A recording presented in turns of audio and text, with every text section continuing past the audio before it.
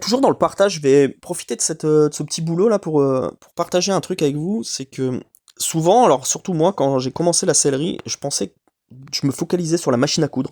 Je pense à la machine à coudre tout le temps. Ouais, faut que j'apprenne la machine à coudre, etc. Et au final, je me suis vite aperçu que le boulot final, le résultat final, ouais, c'est 10% à 15% allez, de la machine à coudre. Mais par contre, ce qui fait vraiment la différence, c'est tout le boulot en amont, les préparations de pièces.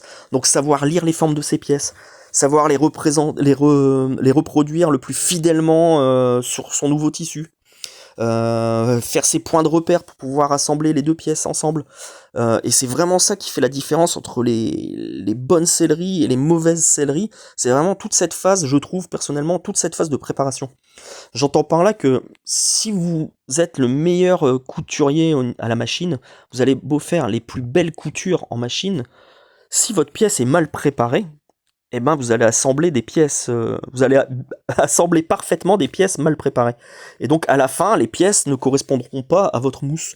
Donc vous allez remonter votre coiffe sur votre mousse, mais elle sera mal préparée, j'entends par là, soit trop grande, donc vous allez vous retrouver avec un surplus de matière, soit trop courte, donc vous allez contraindre votre mousse et déformer le siège, donc au lieu d'être bien arrondi comme ça va le contraindre et puis appuyer dessus comme ça, donc il aura plus une belle forme, euh, et ce malgré le fait d'avoir fait d'excellentes coutures très bien assemblées. Donc c'est pour ça que je trouve que le résultat final dépend beaucoup de ce boulot en amont. Là par exemple vous avez une pièce, alors on voit elle a une forme un peu bizarre, donc là on serait tenté de se dire bon allez je la reproduis comme ça, sauf que on voit très bien que c'est pas naturel, parce que sur un siège on n'a jamais une boule comme ça en fait. Là je vous reprends le siège ici, on voit bien que la couture, donc là il va pas focus mon truc là. Ouais, voilà. On voit bien de. Bon, là, il est démonté, hein, mais on voit bien que la couture, c'est toujours droit, là. Ça peut pas faire une bosse comme ça. Donc, après, avec le temps, on arrive à appréhender les pièces et on se dit, ah bah oui, en fait, regardez, hop, en fait, ma pièce est droite. Donc là, moi, je vais tirer ma pièce toute droite, comme ça. Et en fait, c'est tous ces petits boulots. Donc là, c'est sur des formes assez simples. Mais c'est vrai que sur certains sièges, bon, encore au jour d'aujourd'hui, franchement, j'ai pas peur de le dire. Je suis obligé de m'y reprendre à deux fois parce que je fais une préparation et puis au final ça colle pas, le résultat final ne me plaît pas, je me suis planté, j'ai mal lu ma pièce, donc je suis obligé de recommencer. Et voilà. Et donc, si cette phase de préparation est bien faite correctement, et vos pièces vous les assemblez facilement en machine. Et puis une fois que vous le montez, pareil, vous le montez sur la mousse et ça correspond parfaitement à votre mousse. Donc voilà. Et pour vous donner une idée, on va peut-être passer, allez, peut-être une trentaine de minutes à préparer ces pièces.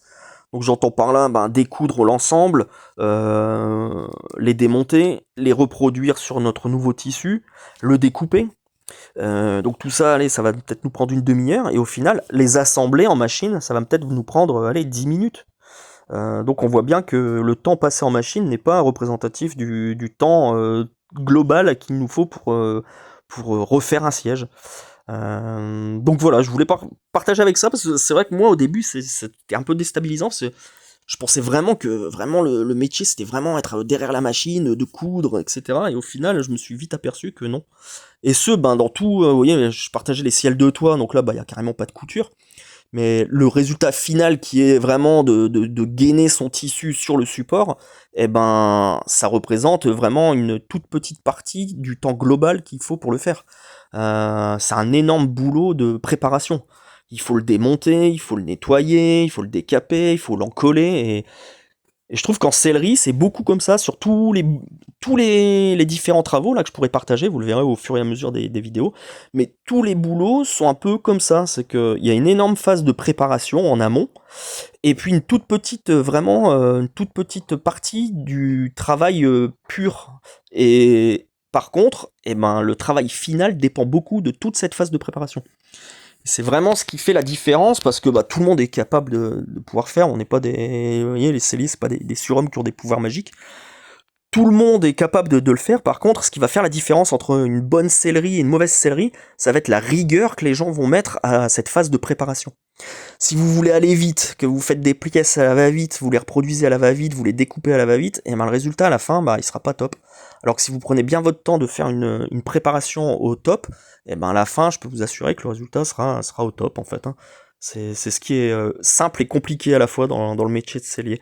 C'est que si vous faites bêtement, bah bêtement, c'est un peu de l'ironie, mais si vous appliquez ces trucs, et ben franchement, vous voyez que c'est comme de la magie, en fait, ça colle, et vous vous étonnez vous-même du résultat à la fin, vous dites, waouh, je suis capable de faire ça, mais pourtant ça me semblait pas insurmontable.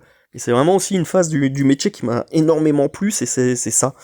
C'est le fait de pouvoir voir que si vous mettez en application des choses simples, eh ben, toutes ces choses simples mis bout à bout, ça donne un résultat final qui est vraiment classe. Donc voilà, n'hésitez pas à réagir par rapport à ces quelques mots, et puis ben, je vous dis à très bientôt.